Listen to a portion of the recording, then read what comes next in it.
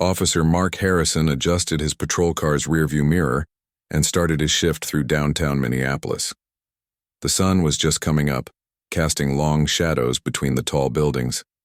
He'd been doing this route for 8 years now, and he knew every corner, every alley, every shortcut like the back of his hand. Things weren't good at home. His wife Linda had been distant lately, sleeping in the guest room more often than not.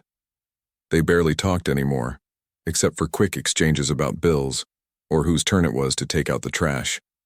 Last night, she'd mentioned the word lawyers, and Mark had reached for the bottle again.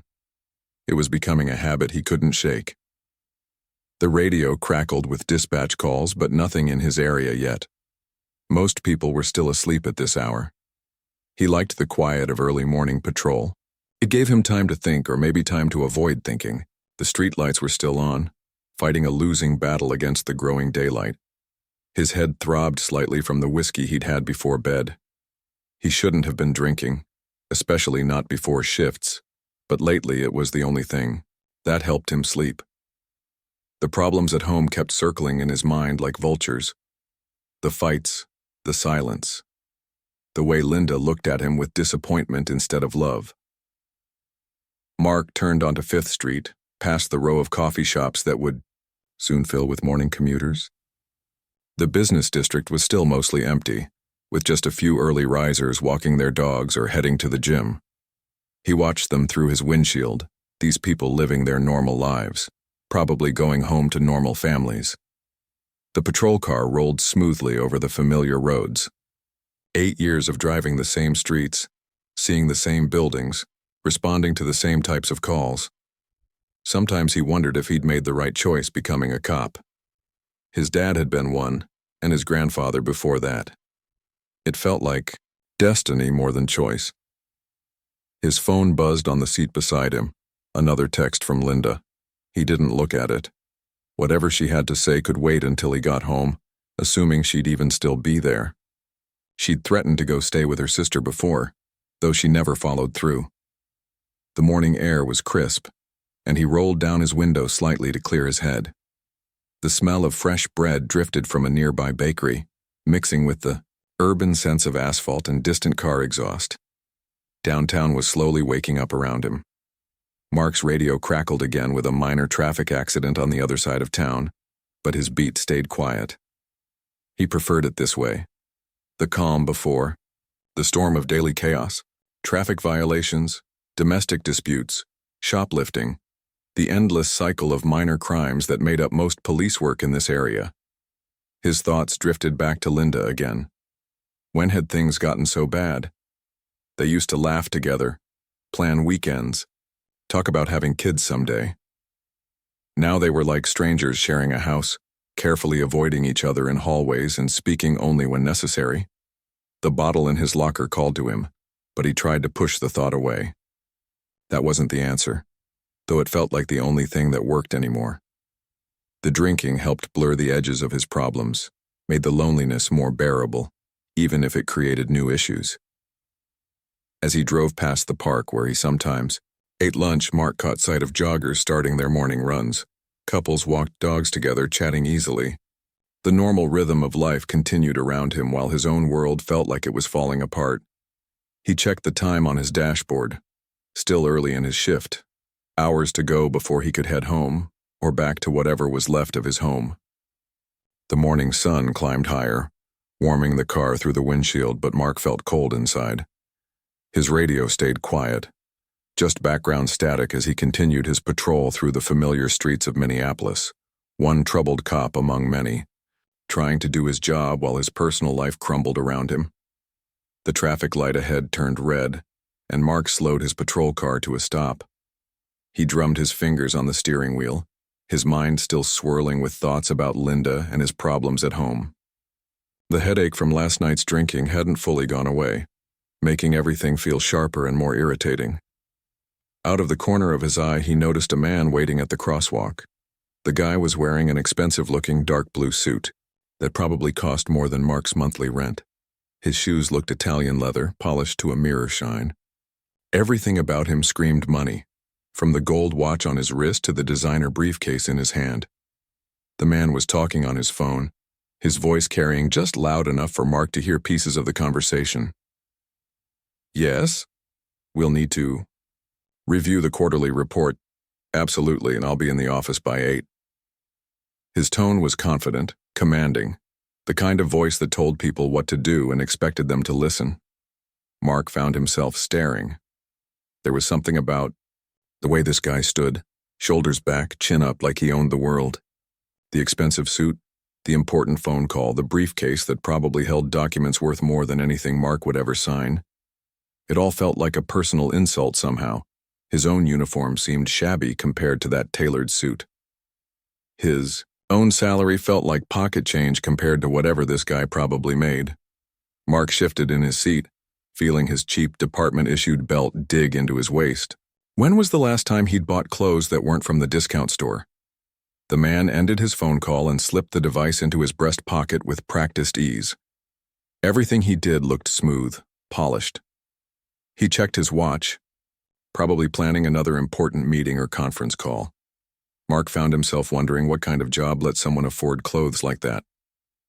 As the light stayed red, Mark's irritation grew. This guy had everything: money, success, probably a perfect family waiting at home in some fancy house. Meanwhile, Mark was sitting in a patrol car, hungover, with a failing marriage and a drinking problem he couldn't shake. Something about the contrast felt wrong. Here was this man, dressed better than most people at Mark's wedding had been, just casually standing at a crosswalk like it was nothing. Like having that kind of success was normal. Like everyone could just walk around in $1,000 suits. The man glanced at his phone again, probably checking emails or stock prices. Mark noticed his manicured nails, his perfectly trimmed hair. Even his stance was perfect. Weight evenly distributed, briefcase held at just the right angle. Everything about him spoke of control, success, confidence. Mark's head pounded harder. The morning sun bounced off the man's shiny shoes, nearly blinding him. His mouth felt dry, tasting like the whiskey from last night. The radio in his car crackled with more distant calls, robberies, accidents, domestic disputes. The real world, where normal people dealt with real problems. The man adjusted his tie slightly, a small gesture that somehow made Mark even angrier. Who adjusts their tie at a crosswalk? Who stands that perfectly straight while waiting for a light to change? The whole thing felt like a performance, like this guy was showing off just by existing. Mark's hands tightened on the steering wheel. His knuckles turned white. All his frustrations, Linda's coldness, his drinking, his dead-end career, his constant money problems, seemed to focus on this one person standing 30 feet away. This stranger who had everything Mark wanted and would never have. The light finally changed to green, but Mark sat there for a moment longer, watching the man start to cross. Something dark and ugly was building in his chest, mixing with the hangover and the anger and the disappointment that had become his constant companion. The light finally turned green, but instead of driving forward, Mark brought his patrol car alongside the crosswalk. Something inside him snapped. All the anger, all the frustration, all the resentment he'd been carrying for weeks suddenly focused on this one moment. He rolled down his window. The man was halfway across the street when Mark called out. The words that came from his mouth were ugly, filled with hatred he didn't even know he carried. They hung in the air like poison, shocking even himself as they left his lips. The few other people on the street turned to stare. But Mark wasn't done. In a moment of pure rage and disgust with his own life, he gathered saliva in his mouth and spat directly at the man. The glob of spit flew through the air and hit the man's shoulder, leaving a dark, wet stain on the expensive blue fabric. Time seemed to stop. The man froze mid-step, his briefcase still in hand. The stain spread slowly across his jacket, a visible mark of humiliation. Other pedestrians gasped, some pulling out their phones. The morning air suddenly felt thick with tension. Slowly, the man turned to face Mark's patrol car. His eyes met Mark's through the windshield, and the expression on his face wasn't what Mark expected. There was no anger, no rage. Just shock, deep hurt, and something that looked like disappointment. was the same look Linda gave him when he came home drunk. Mark sat there, his heart pounding, immediately realizing what he'd done. The radio crackled in the background, but he couldn't hear the words. His hands were shaking slightly on the steering wheel. What had he just done? What had possessed him to do something so vile? The man reached into his pocket and pulled out his phone. Instead of making a call, he started recording. He held the phone steady, capturing Mark's face through the windshield, the patrol car number, the badge visible on Mark's chest. His movements were calm, deliberate, as if he'd been through situations like this before. Other people had stopped on the sidewalk.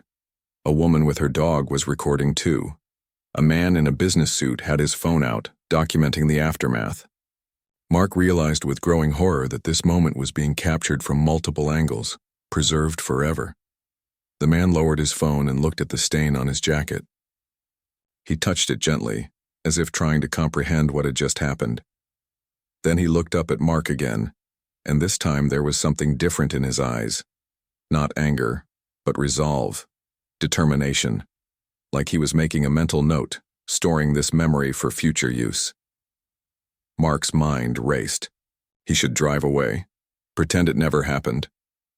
But he couldn't move. His foot felt like lead on the brake pedal. The weight of what he'd done settled on him like a heavy blanket. This wasn't just some random person. This was a human being. He'd just humiliated for no reason other than his own misery. The man adjusted his briefcase, still stained jacket shoulder prominent against the morning sun. He took a step back toward the curb, maintaining eye contact with Mark. There was no cowering, no running away. Just a dignified response to an undignified act. Mark finally found the ability to move. He pressed the gas pedal, driving away from the scene. In his rearview mirror, he could see the man still standing there, phone in hand, watching the patrol car disappear down the street. The other witnesses were gathering around him, some offering napkins, others showing their own phone recordings. As Mark drove, the reality of his actions hit him like a wave. He'd crossed a line that couldn't be uncrossed. He'd used his position as a police officer to commit an act of pure hatred. The taste of shame replaced the remnants of last night's whiskey in his mouth. As Mark drove away, he caught a glimpse, in his rearview mirror. The man wasn't shouting or cursing. He wasn't making a scene. Instead, he stood there calmly, still holding his briefcase in one hand and his phone in the other. He was documenting everything. The car number, the badge, number visible through Mark's windshield, even the exact time on his expensive watch. The small crowd that had gathered was growing. A woman in workout clothes had stopped jogging to film the whole thing. 2 teenagers waiting for the bus had their phones out too. Mark realized with a sinking feeling that this wasn't just one person's word against his anymore. Multiple people had witnessed what he'd done, and they all had proof. But in that moment, driving away from the scene, Mark felt something he wasn't proud of. A sick sort of satisfaction mixed with his growing dread. He'd finally done something about all his anger and frustration. He'd taken it out on someone who seemed to have everything he didn't. It was wrong, he knew that. But part of him felt relief at having released all that pent-up rage. The radio dispatcher's voice cut through his thoughts, calling out routine assignments to other units. Life was continuing as normal for everyone else. Other cops were responding to fender benders and noise complaints while Mark had just committed what he now realized was a serious crime. Using his position to harass a citizen, spitting on someone because of their race. His phone buzzed on the seat beside him. 3 missed calls from Linda, 2 text messages. He ignored them all. Whatever problems he had at home seemed small compared to what he'd just done. But somehow, in his twisted state of mind, he felt vindicated. Like he'd finally stood up for himself, even if it was against someone who had nothing to do with his real problems. Downtown traffic picked up as more people headed to work. Mark found himself mixing in with regular civilian cars, just another vehicle among many. No one looking at him would know what had happened just minutes ago. The normalcy of it all felt surreal. Inside this patrol car, he was still Officer Harrison doing his morning rounds. Outside, he'd become something else entirely. His hands were still shaking slightly on the steering wheel. The adrenaline from the confrontation hadn't worn off yet. He kept checking his mirrors, expecting to see the man following him somehow, or maybe another police car with lights flashing. But there was nothing unusual, just morning commuters and delivery trucks going about their business. Mark's mind started playing tricks on him. Maybe no one would say anything. Maybe the videos would be too blurry to be useful. Maybe the whole thing would just fade away like so many other minor incidents that happened every day in the city. He tried to convince himself that it wasn't as bad as it seemed. The radio crackled again with more routine calls. Unit 47 responding to a shoplifting call. Unit 23 handling a minor traffic accident. Everything so normal, so ordinary. Mark wondered if he should call in some excuse, claim he was sick and head home early. But what would Linda say if he showed up hours before his shift ended? He drove aimlessly for a while, not following his usual patrol route, past the park where he sometimes ate lunch, past the diner where cops got free coffee, past the apartment building where he'd made his first arrest 8 years ago. Everything looked different now, like seeing familiar places through someone else's eyes. His phone rang again. This time it was the station. Mark let it go to voicemail. He wasn't ready to talk to anyone yet. In his heart, he knew this was just the beginning. The man in the expensive suit, the witnesses, the videos, they weren't going away. But for these few minutes driving through the familiar streets of Minneapolis, Mark clung to the illusion that everything might still be okay. He had no idea that his career, his marriage, his entire life was about to change forever. By the time Mark pulled into the precinct parking lot, his morning shift had turned into something he'd never expected. He sat in his car for a moment, gathering himself before heading inside. The incident from earlier played on repeat in his mind, but he tried to push it down. Maybe he could get through the day without anyone finding out. The precinct lobby buzzed, with its usual morning activity. Dispatch officers answered phones, detectives reviewed case files, and patrol officers checked in after their morning rounds. Everything looked normal, but Mark felt like he was walking through a different building. Like everyone could somehow see what he'd done just by looking at him. In the locker room, he changed from his patrol uniform into casual clothes. His hands were steadier now, though his head still felt fuzzy from lack of sleep and too much whiskey. Other officers moved around him, talking about sports scores and weekend plans. Normal conversations about normal things, while Mark felt like he was carrying a secret that weighed 1,000 pounds. The shift briefing room was crowded when he entered. Officers from both morning and afternoon shifts gathered around, waiting for their sergeant to start. Coffee cups steamed, notebooks opened, and the familiar ritual of shift change began. Mark found a seat near the back, hoping to blend in and get through this quickly. Sergeant Williams called everyone to attention and started running through the usual updates. Traffic alerts for major roads, ongoing investigations that needed follow-up, reminders about proper procedure for handling domestic calls. Mark tried to focus, but his mind kept drifting back to the man in the expensive suit, the way his spit had stained that nice jacket. Then Sergeant Williams caught everyone's attention with something different. "Before we finish up, I've got some news," he announced. "This afternoon at 3 o'clock, we're having a special department meeting. All hands required to attend, no exceptions." Murmurs spread through the room. Special meetings weren't common. Mark felt a flutter of anxiety in his stomach, wondering if somehow this was connected to what he'd done that morning. But that was impossible. There hadn't been enough time. "We're getting a new police chief," Williams continued. "The mayor will be here personally to introduce them. From what I hear, this person comes from outside our department, someone with a reputation for really shaking things up." The murmurs turned into curious conversations. A new chief from outside? That almost never happened. Usually police chiefs came up through the ranks, familiar faces who'd worked alongside the officers they now supervised. An outsider meant change, and most cops didn't like change. "Any idea who it is, Sarge?" someone called out. Williams shook his head. "They're keeping it under wraps until the announcement. But the word is this person has a strong background in community policing and department reform. Mayor's office specifically requested someone who could address some of the issues we've been having." Mark's stomach dropped. Issues. Everyone knew what that meant. There had been complaints about the department lately.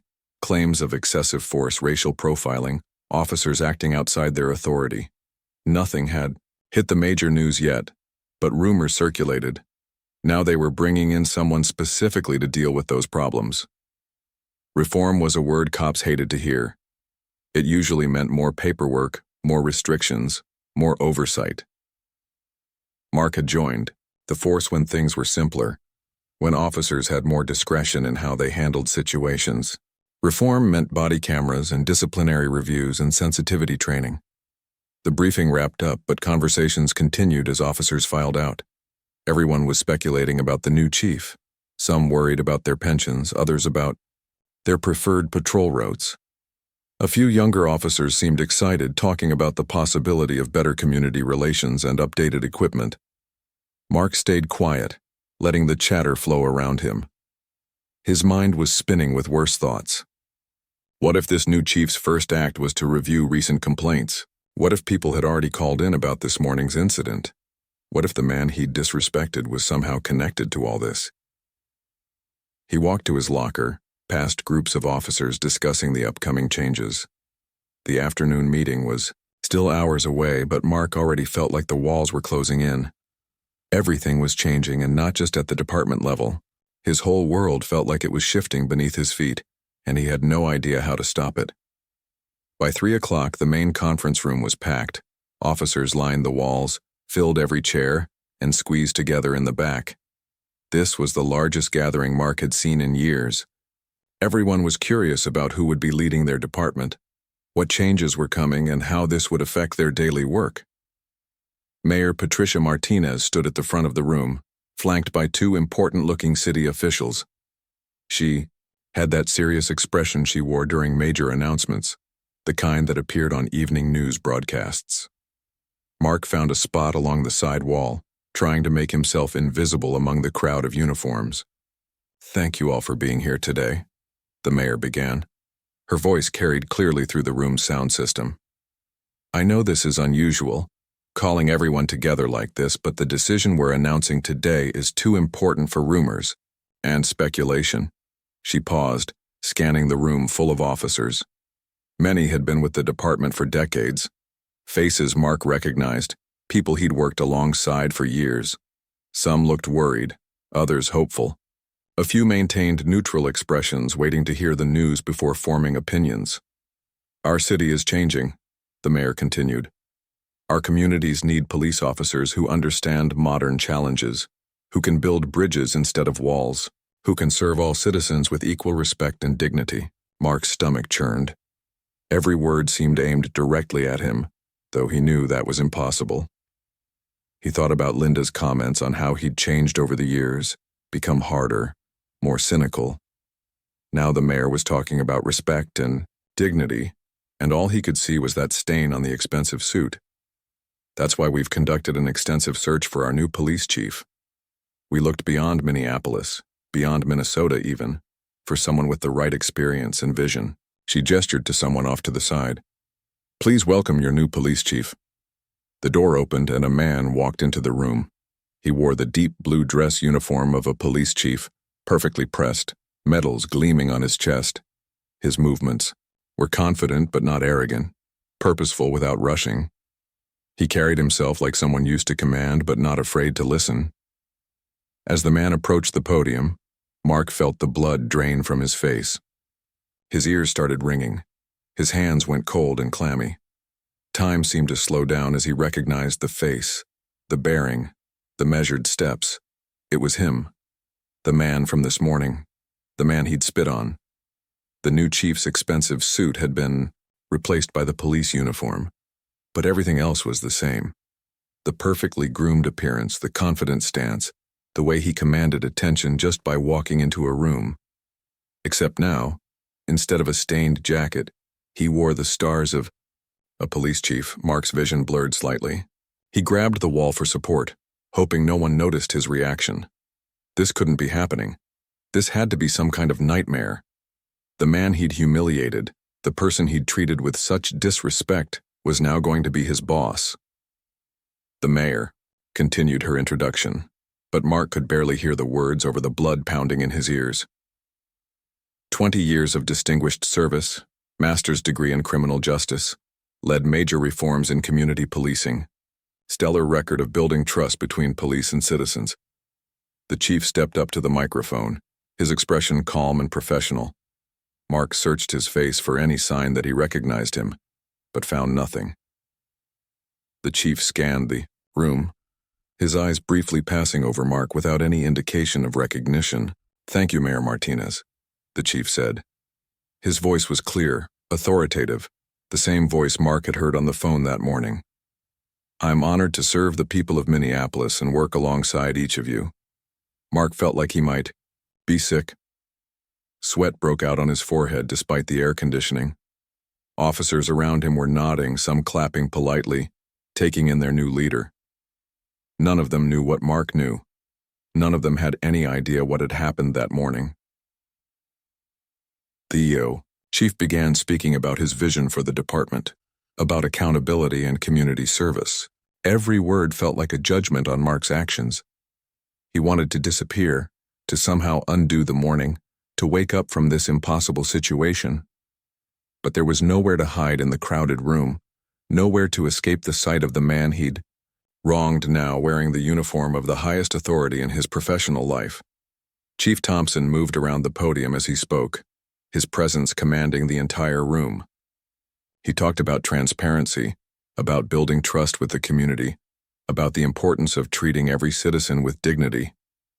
The irony wasn't lost on Mark, who pressed himself further against the wall, hoping to become invisible. About 5 minutes into the speech, Chief Thompson's eyes swept across the room again. This time, when they landed on Mark, they paused. The chief continued speaking without missing a beat, but Mark could see something change in his expression. A slight tightening around the eyes, a momentary deeper focus. The chief remembered him. Mark felt his heart slam against his ribs. He tried to look away but couldn't. It was like watching a car accident in slow motion. The recognition was clear now, written across the chief's face, not the dramatic recognition from a movie, but the quiet realization that spread slowly across someone's features when they place a face in a troubling context. Chief Thompson finished his sentence about community partnerships, then let his gaze linger on Mark for just a fraction longer than necessary. Other officers nearby noticed nothing unusual, still listening to their new leader's vision for the department. But between Mark and the chief, an entire conversation happened in that moment of eye contact. The chief's expression wasn't what Mark expected. There was no anger burning in his eyes, no hatred or desire for revenge. Instead, Mark saw something far worse. Disappointment. The kind of look a teacher gives a student they believed in when they discover they've cheated. The look of someone whose faith in humanity has taken another hit. But behind that disappointment, Mark could see determination. Not the burning passion of someone seeking vengeance, but the steady resolve of someone who's made up their mind about something important. Chief Thompson's jaw set slightly, his shoulders squared just a bit more, and Mark knew with absolute certainty that this encounter wouldn't be forgotten or ignored. The chief returned his attention to the full room, continuing his speech about accountability and reform, but every few minutes his eyes would drift back to Mark, each glance carrying weight. It wasn't threatening or obvious enough for others to notice, but Mark felt each look like a physical blow. "One of my priorities," the chief was saying, "will be to ensure that every officer in this department understands their responsibility to the community. We are here to serve and protect all citizens, regardless of their race, income, or social status." The words hung in the air, and Mark wondered if anyone else caught the emphasis, the way certain phrases seemed aimed directly at him. Probably not. To everyone else, this was standard police chief rhetoric. But for Mark, each word felt personal, loaded with meaning from their morning encounter. As Chief Thompson continued outlining his plans for the department, Mark's mind raced. Did the chief have his name? Had he already identified the patrol car number? Were internal affairs officers waiting for him outside? Or was the chief planning something else entirely? The worst part wasn't the fear of immediate punishment. It was seeing the man he'd wronged speaking with such dignity and professionalism about the very issues Mark had violated. Every word about respect and equal treatment reminded Mark of how far he'd fallen, how much he'd compromised the badge he wore. Chief Thompson, near the end of his speech, said something that made Mark's blood run cold. "I want each of you to know that I believe in second chances, but I also believe in accountability. Actions have consequences, and we must all live up to the standards this badge represents." Their eyes met one final time during that sentence, and this time the connection was unmistakable. The chief knew exactly who Mark was, what he'd done, and had already decided how to handle it, not with rage or public humiliation, but with the measured response of someone who understood power and chose to use it wisely. As the speech concluded and the mayor stepped forward to close the meeting, Mark realized his world had irrevocably changed. The man he'd wronged in a moment of personal crisis now held his career in his hands. There would be no escaping this, no pretending it never happened. Chief Thompson's expression had made that perfectly clear. As the meeting broke up and officers filed out of the conference room, Mark tried to blend in with the crowd heading for the exit. His legs felt weak and every step seemed to echo too loudly in his ears.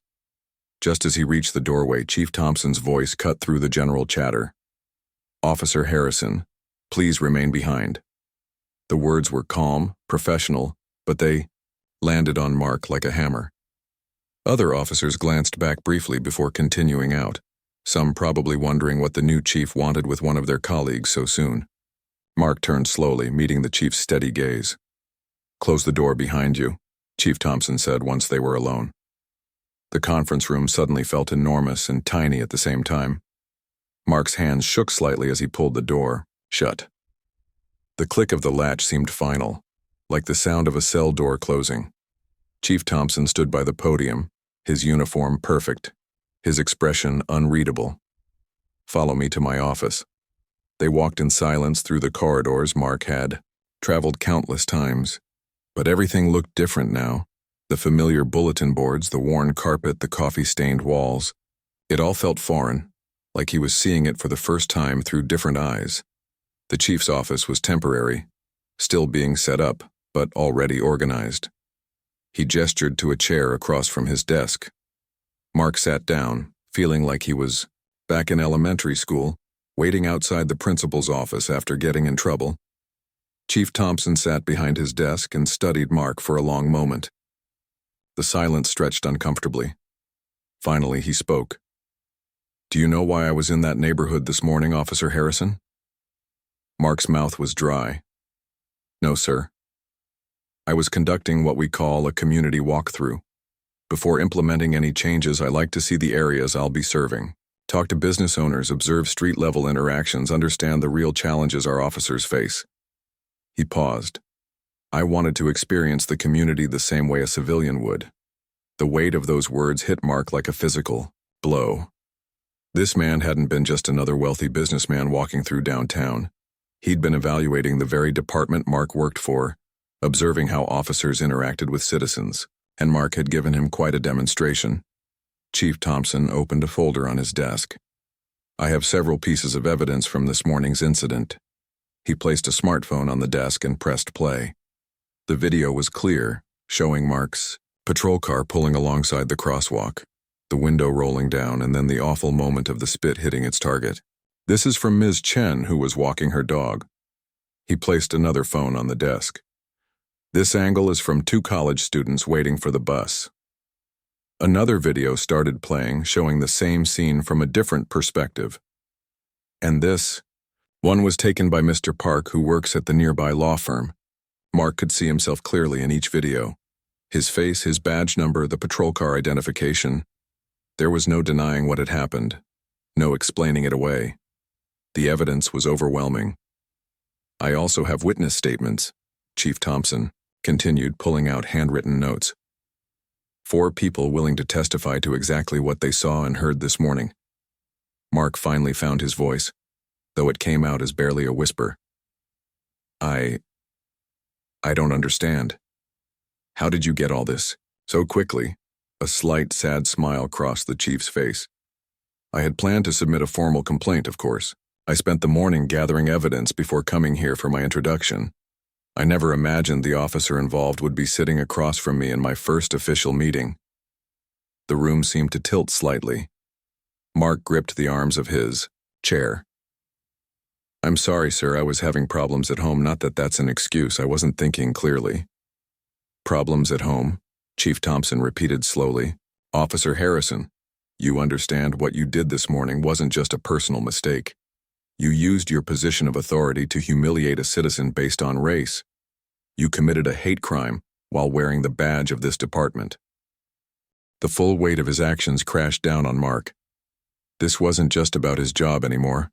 This was about everything he'd sworn to uphold when he first put on the uniform. All those years of serving the community, and in one moment of anger and frustration, he'd betrayed every principle he was supposed to represent. My career is over, Mark said, more to himself than to the chief. That's for the disciplinary board to decide, Chief Thompson replied. But yes, there will be consequences. What concerns me more is whether you understand the deeper impact of your actions. Mark looked up, confused. The chief leaned forward. That morning, I experienced what many citizens in our community experience regularly. The fear, the humiliation, the powerlessness when faced with an officer who's forgotten their duty. You gave me insight into a problem I'm here to solve, but you also reminded me of the work we still have to do. For the first time since the incident, Mark truly understood what he'd done. It wasn't just about his anger or his problems at home. He'd used his badge and gun to victimize someone based on nothing but his own prejudices and frustrations. He'd become exactly the kind of officer good cops worked hard to keep off the force. 3 days later, Mark sat in a small conference room facing the disciplinary board. The evidence was presented methodically: videos, witness statements, his own admission of guilt.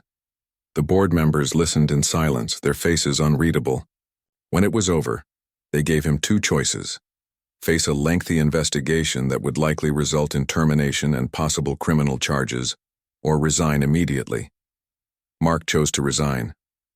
He signed the papers that afternoon, turned in his badge and gun, and walked out of the precinct for the last time.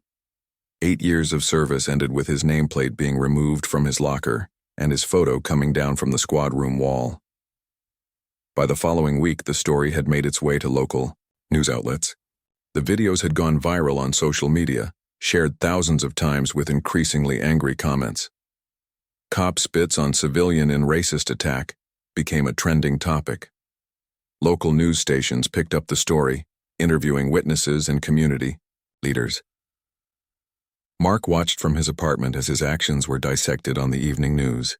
The anchor introduced the story with barely concealed disgust, showing the clearest video while discussing a pattern of misconduct that many say reflects deeper issues within law enforcement.